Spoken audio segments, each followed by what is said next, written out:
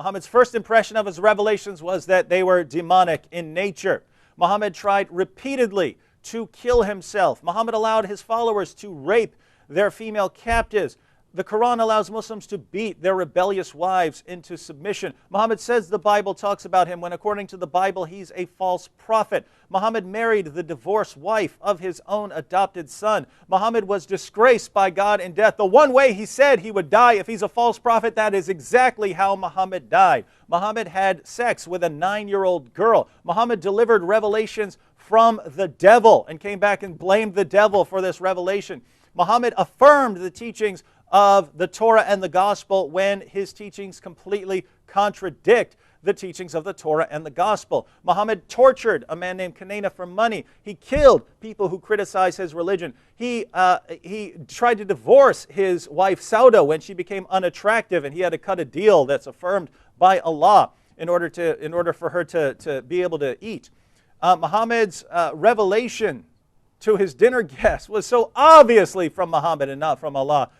We wonder how anyone can take the Quran seriously after reading it. Muhammad was a victim of black magic, according to him, not according to us. Muhammad delivered clearly false prophecies. He encouraged his followers to practice mutta. Mutta, this is prostitution.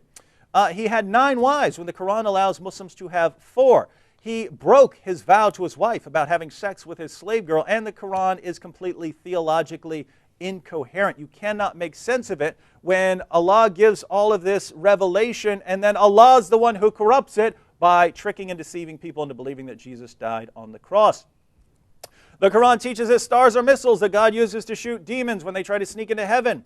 Muhammad ordered his followers to kill apostates, even those who left for very good reason. According to the Quran, Allah is the greatest of deceivers when, according to the Bible, Satan is the father of lies. Muhammad had no assurance of his salvation despite the fact that he is the greatest of Muslims. According to Muhammad, women are stupid and immoral. Islam promotes idolatry. Muhammad said there would be no discrepancy in the Quran if it's the word of God, when there's all kinds of discrepancy. The Quran is based on the argument from literary excellence, the silliest argument ever offered for anything. Muhammad told his followers about a paradise that would make Hugh Hefner blush with the amount of sexual perversion in it. And, of course, if Christianity is true, Islam cannot be the truth because they teach different things.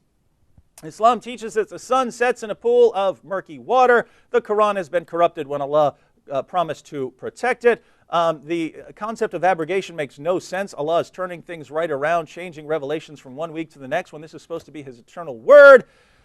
Muhammad supported his fledgling religion by robbing people. Islam took rituals from the pagans. It stole stories from the groups around Muhammad during the time.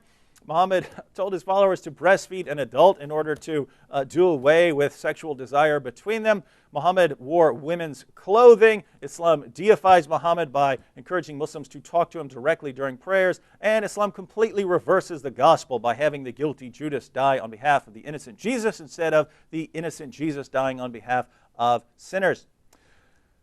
False revelation from Gabriel, an obviously false revelation. The Quran confuses Mary, the mother of Jesus, with Miriam, the sister of Aaron and Moses.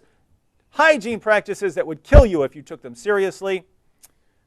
Muhammad takes historical figures like Alexander the Great, turns them into Muslims when we know they weren't Muslims. Allah has no love for unbelievers, which means He is deficient in love. Allah punishes Jews and Christians for the sins of Muslims, clearly unjust, even according to what Muslims tell me. Muhammad encouraged his followers to violently subjugate the rest of the world, clearly inconsistent with the revelation of Jesus, which Muhammad affirms. Allah wants people to sin, showing that Allah is dependent on human beings to show His forgiveness. Islam makes Satan the true hero of everything, and finally portrays Jesus as a miserable failure. Islam exalts Satan, insults God, and makes Jesus look like a failure. That's what Islam does at the end of the day, and you're telling me this guy is a prophet.